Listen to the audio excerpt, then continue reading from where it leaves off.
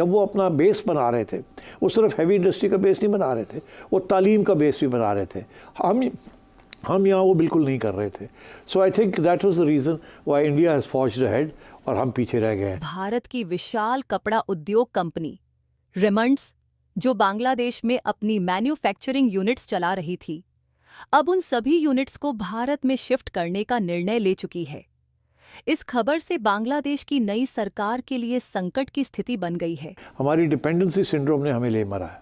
आज के प्रोग्राम में जो हमने एक चीज डिस्कस करनी है कि अगर खुदा ना खास्ता पाकिस्तान डिफॉल्ट होता है तो फिर क्या सिनेरियो होगा। रेमंड ने अब यहाँ पर ऐलान कर दिया है कि हम लोग बहुत जल्द ही हमारी जो बांग्लादेश के अंदर फैक्ट्रीज हैं उसको हम लोग बंद करने वाले हैं। इंडिया ने बांग्लादेश पर मुसीबतों का पहाड़ तोड़ दिया। पाकिस्तान के अभी 2 एक्सटर्नल के चैलेंजेस हैं। $12 अरब का रोल ओवर कराना है और दूसरी बात $2 अरब नए अरेंज करने हैं। ये तो अभी बहुत कम रिएक्शन है। अच्छा, अभी और पनिशमेंट होंगी। अभी इनका रिएक्शन इंडस्ट्री के हवाले से आएगा, क्योंकि आपको पता है 80% जो शेयर है वो सारा इंडिया से आया हुआ है। इनकी चाहे गारमेंट्स की है, चाहे स्टील्स हैं, जो भी है इनका वहाँ से शेयर आया। अब जब वो उठेगा तो फिर इनका बहुत बुरा हाल होने वाला है। IMF प्रोग्राम के हवाले से कुछ मुश्किलात दरपेश हैं हुकूमत को, क्योंकि जो $7 अरब का कर्ज प्रोग्राम था उसकी मंजूरी में लगी रहा है कि ताखीर होती जा रही है। अब बांग्लादेश की तमाम इंडस्ट्री जो है कोलैप्स होने के करीब है। बांग्लादेशी रो रहे हैं, इंडिया से माफी मांग रहे हैं। क्या इंडिया अपनी जो है दया दिखाएगा? क्या इंडिया बांग्लादेश को माफ करे? हेलो फ्रेंड्स, जय हिंद। हिंदुस्तान स्पेशल में आपका स्वागत है दोस्तों। जैसा कि दोस्तों आपने क्लिप में देखा, भारतीय दिग्गज टेक्सटाइल कंपनी रेमंड अपनी सभी फैक्ट्रियों को बांग्लादेश में बंद करने की तैयारी में है। इसका मुख्य कारण बांग्लादेश के बिगड़ते हालात हैं। बांग्लादेश की आर्थिक स्थिति अब पहले जैसी नहीं रही। दिन ब दिन बांग्लादेश गहराई में धंसता चला जा रहा है, वह भी पाकिस्तान के रास्ते पर भी है।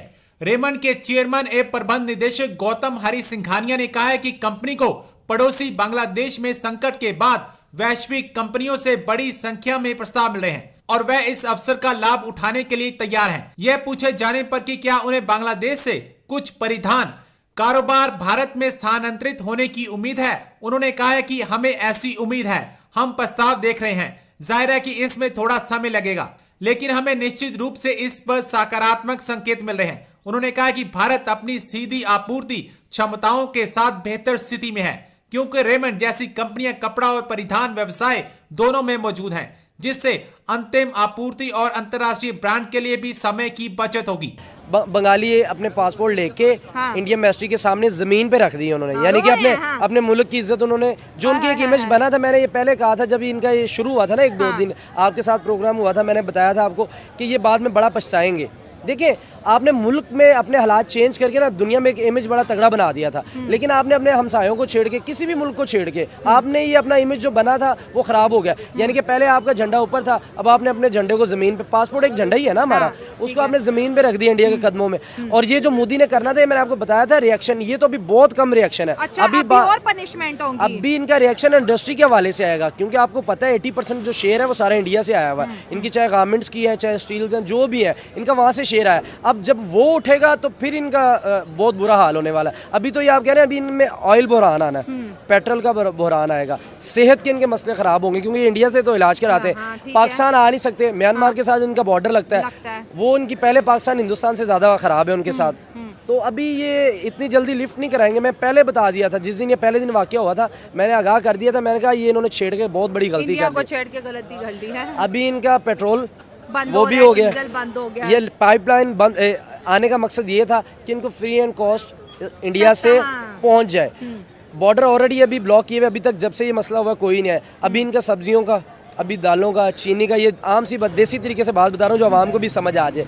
अभी इनका बहरान आना बाकी है।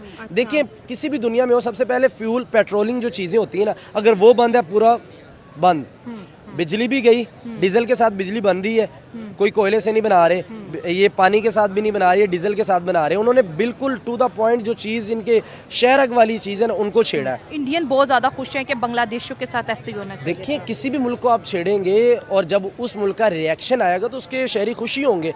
मोदी को अब पूरा सपोर्ट है। आप इंडियन मीडिया उठा के देख लें, वो बड़ा सपोर्ट करें, भाई बड़ा अच्छा इनिशिएटिव लिया है इन्होंने। तो इसी तरह ये अभी कुछ भी नहीं है, अब भी बड़ा कुछ होना बाकी है। ये अपने मुल्क को, इनकी देखें, जब पाकिस्तान से ये अलग हुआ था इनके पास 2 तिजारती बेड़े थे, बहरी जहाज जिसको कहते हैं तिजारत, अब इनके पास 11 है। कितना डिफरेंट है 9 का। मुझे ये लग रहा है अब ये बेचना शुरू कर देंगे उनको, क्योंकि तिजारत तब होगी ना जब इंडिया करेगा। तो सर, इंडिया से ही आपका देखिए के बहुत ज़्यादा इंपोर्टेड है, उसके अलावा तो इनके पास कोई हल नहीं है। या तो इन्होंने बड़े हाई क्लास के इन्होंने देखिए इनके पास इतना तो है नहीं है कि अमेरिका या कोई 10-8 घंटे के वाली 6 घंटे वाली फ़्लाइट अपने मुल्क से जा सकें। वो ये जाते हैं, ये उन्हीं के मुल्क से जाते हैं ऑलरेडी। तो ये बड़ा मसला ख़राब होगा, ये तो भूख मरने वाली हिसाब हो जाएगा। ये बांग्लादेश ने गलती कर ली है। बांग्लादेश को इंडिया के साथ बनानी चाहिए, अपने मुल्क के लिए काम निकलवाने चाहिए, जहाँ तक हो सकता है तरक्की करनी चाहिए। और जो है इंडिया जो है मुल्क तरक्की याफ्ता मुल्क, ऐसे ही बांग्लादेश को उनसे सीखना चाहिए और आगे तरक्की की तरफ बढ़ना चाहिए। अगर 1971 देखिए जब वो मशरकी पाकिस्तान था और फिर बांग्लादेश बना, 1971 से लेके आज तक बांग्लादेश को इंडिया ने बहुत ज़्यादा सपोर्ट किया है। तो फिर बांग्लादेश के अंदर इंडिया के खिलाफ जो नफरत देखेगी, जो हिंदुओं के खिलाफ नफरत देखेगी, क्या समझते हैं? कोई साजिश थी? स्टूडेंट का इतना एग्रेशन हिंदुओं पर इंडिया पे क्यों निकला, जबकि इंडिया तो उन्हें हर चीज़ सस्ती दे रहा था? देखें न्यू जनरेशन जो आ रही है उनकी सोच और है, पुराने लोगों की सोच और थी। तो जो न्यू लोग हैं उनकी सोच के मुताबिक बांग्लादेश चल रहा है, तो उनको चाहिए अपने बावजदाद को साथ रखना चाहिए, उनकी बात माननी चाहिए और फिर इंडिया के साथ ताल्लुक बनाना चाहिए और अपने मुल्क के बारे में सोचना चाहिए। तो सर हम क्यों नहीं इंडिया के साथ ताल्लुकात अच्छे कर पा रहे? देखें वो हमारा उनके साथ लिंक ही नहीं है। वो मुल्क हमारा हमसाया मुल्क है, ठीक है, मानते हैं हम, लेकिन पाकिस्तान और इंडिया का जोड़ नहीं बनता। जोड़ नहीं, ये तो हम बात करें 77 सालों से नहीं जोड़ बना, नहीं आगे 100 साल भी नहीं पूरे हो जाएंगे तो नहीं बनेगा। वजह क्या है? जैसे बांग्लादेश देख ले, पाकिस्तान देख ले, इंडिया देख ले। हिंदुस्तान जब था तो तीनों इकट्ठे रह रहे थे, जब इंडिया हो गया फिर एक पाकिस्तान हो गया, एक बांग्लादेश, यही जो हमारे फोर फादर थे, इकट्ठे उठते बैठते खाते पीते। आज हम एक दूसरे से बात करने को तैयार नहीं है, क्या वजह है? देखे ना, जो मुसलमान का जज्बा है वो इंडिया के बंदे का 150,000 बंदा भी और एक बंदे के बराबर नहीं हो सकता। इंडिया का मुसलमानों का जज्बा भी तो है, उधर भी तो 18 करोड़ है। मुसलमानों का जज्बा है उधर भी है, लेकिन इंडिया के साथ अगर कंपेयर करें तो पाकिस्तान का कंपेयर नहीं बनता उनके साथ। अच्छा, हमारे पास जज्बा है, जज्बे से हमने आज तक क्या किया? कोई इकोनॉमी बेहतर की, कोई तालीम बेहतर की, कोई मुल्क बेहतर किया, कोई डेमोक्रेसी बेहतर की? ये जो जज्बा कहाँ पर कैश किया? देखिए हमारे हुकूमत जवाब देना एक जज्बा साडा जिहड़ा ना सिर्फ नारियां दे विच है, कोई होर काम नहीं हैगा सिवाय नारे तो इलावा। जज्बा कई काम भी तो आए ना। ਅਸੀਂ ਬੇਸਿਕਲੀ ਖਾਸ ਕਰਕੇ ਜਿਹੜੇ ਪੰਜਾਬੀ ਆ, ਹਾਂ ਪੰਜਾਬੀ, ਇਹ ਨਾਂ ਦੇ ਅਸੀਂ ਭਲਵਾਨ ਰਹਿ ਗਏ ਆ, ਕੰਮ ਸਾਡੇ ਕੋਲ ਕੋਈ ਨਹੀਂ, ਭਲਵਾਨਾਂ ਨਾਲ ਰਹਿ ਗਿਆ। ਅੱਛਾ, ਹਾਂ, ਮਤਲਬ ਤੁਸੀਂ ਮੰਨਦੇ ਹੋ ਕੰਮ ਕੋਈ ਨਹੀਂ, ਜਜ਼ਬਾ ਮਜ਼ਾਕ ਬਣ ਕੇ ਰਹਿ ਗਿਆ। ਜਜ਼ਬਾ ਵੇਖੋ ਨਾ, ਸਾਨੂੰ ਅੱਜ ਤੱਕ ਸਮਝਾਇਆ ਗਿਆ ਲੋ ਜੀ ਫੌਜ ਸਾਡੀ ਇੰਜ ਹੋ ਗਿਆ ਉਂਝ ਹੋ ਗਿਆ, ਲੇਕਿਨ ਹੁਣ ਵੇਖਦੇ ਆ ਅਸੀਂ ਜੋ ਸਾਡੇ ਨਾਲ ਸਾਡਾ ਹਾਲ ਫੌਜ ਕਰਨ ਰਹੀ ਹੈ, ਕੋਈ ਹੋਰ ਏਜੰਸੀਆਂ ਨਹੀਂ ਕਰਨ ਰਹੀ। ਏਜੰਸੀਆਂ ਹੀ ਫੌਜ ਦੀਆਂ ਨੇ, ਹਰ ਕੰਮ ਤੇ ਫੌਜ ਕਰਾ ਰਹੀ ਹੈ। सर आपको डर नहीं लग रहा है ऐसे ओपन बात करते नहीं हुए? तो डर कादा, अल्लाह रहम कर, जेडी गल हकीकत है वो हकीकत है, हाँ, झूठ वाली दी केड़ी देश गल। बर्बाद हो जाएगा इंडिया से पंगा लेके। जाहिर बात है। अब मुझे तो ये अपना मैं एक मशवरा दे देता हूँ बंगालियों को कि आप भाई एक दफ़ा माफ़ी मांगे